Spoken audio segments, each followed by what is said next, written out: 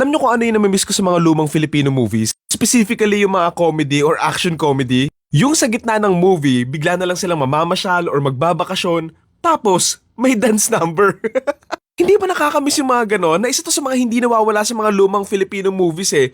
Na ewan ko ba kung bakit nawala. Lalo na talaga pag comedy yung movie, ang saya lang yung panoorin eh. Yung mga tugtugan pa dyan, yung mga ano, ang isang awinin, awitin mo, at isasayaw ko. Tapos, nasa resort sila.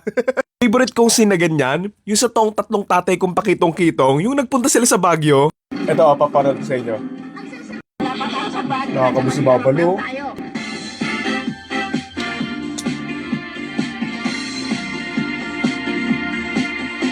Walang iba pang sasarap sa ating pagkakaibigan. Diba, binago pa nila yung lyrics para sa movie.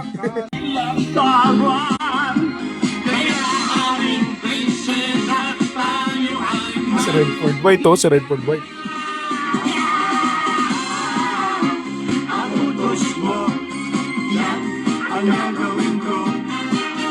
Kasi alam mo yan, in real life, wala namang sumasayaw-sayaw ng biglaan ng ganyang kadaming tao eh. Ano yan, flash mob? Pero kasi sa mga scenes na ganito, hindi lang yung mga bida yung sumasayaw eh. May mga background dancers pa sila na hindi mo alam kung saan sumulpot. Dito ipapakita yung mga part na nagbabanding-banding nga lang yung mga bida, tapos nag-iikot nga lang sila doon sa park. Most of the time, ito yung part na mas magiging magkaka-close na nga yung mga bida. Kasi nga, papunta na sila doon sa story na malapit na yung gulo eh. Kapag dumating na yung scene na yan, ibig sabihin, kalahati na kayo ng movie and malapit na silang magpunta doon sa may warehouse para maglabanan. Speaking of this movie, ipapakita ko na rin sa inyo yung pinaka-favorite kong scene dito na tawang-tawa talaga ako hanggang ngayon. Ayan yung part na to, yung hinahanap nila yung pera. Kiss, ito oh. Ito oh. Ayan! Ito yung X oh. Yan. Yan, yan. Ito ah. Yan sa igas niyan, 50,000 steps. Yung 50,000 steps.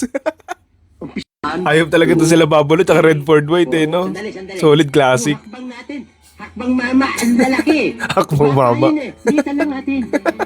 Ito rin tonto ako dito eh. Boss, baka dyan lang oh. Nasaan na tayo?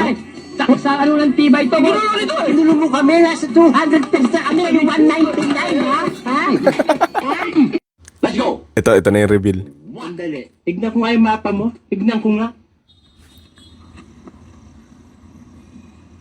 50,000 steps!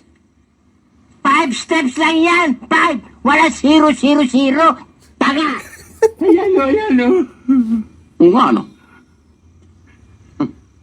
Ito na pala yung tinutukoy ko ng mga warehouse scene, yung mga labanan. Ayan, hindi nawawala to sa mga lumang Filipino movies eh. Laging may labanan sa warehouse. Mapadrama, comedy, action. May labanan sa warehouse. Kesyo may dinukot ganon, tapos maglalabanan sila. Tapos ang nakakatawa pa dyan, kung kailan tapos na yung labanan, tsaka darating yung mga pulis. Tsaka ano pa pala, kapag yung mga dance number nila nasa swimmingan, for sure meron dyang shot dyan, aerial shot or wide shot, nakitang-kita yung buong pool, tapos sumasayaw sila doon sa mga playground thingy sa gitna ng pool. And din sila magsisingit ng mga comedic moments or mga sweet moments nga doon sa ilang mga characters. So yun, wala lang. Nakakamiss lang yung mga ganito sa mga Filipino comedy movies.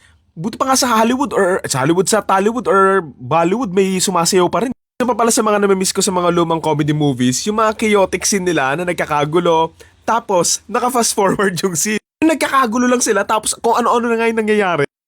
Ito may isa pa example, ayan o. Sa Doc Okitok naman to. Si Suma. Sobrang random lang kasi ng mga ganito. Ewan ko ba, paano kaya nila na-realize na nakakatawa yun? Ito pa pala, meron ding example sa tong tatlong tatay pakitong-kitong nung fast forward. Lumusog tayo. Yung tugtog pa talaga yung nagdadala. Sobrang chaotic, mga bata, nagkakagulo.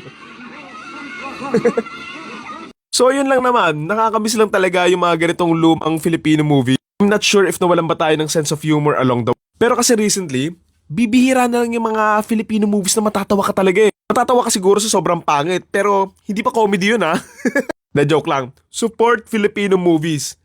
Pero yung magaganda lang. So yun lang naman, sana mabalik to sa mga lumang Filipino comedy movies, pero rewatch ko na lang yung mga luma. I mean, to be fair, siguro nakakatawa yan kasi yan yung kinalakihan ko. So I'm not sure sa newer generation kung nakakatawa pa rin.